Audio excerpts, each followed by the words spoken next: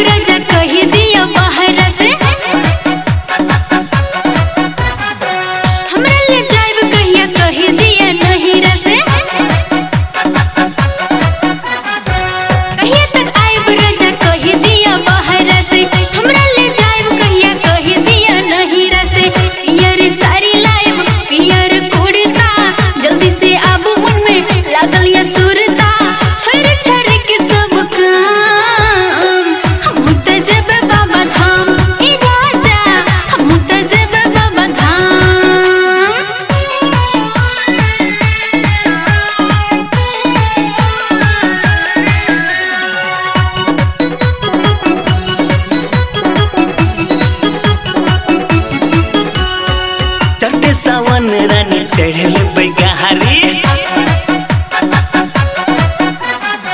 तीसरा मकर के अपन होते जल ढारी।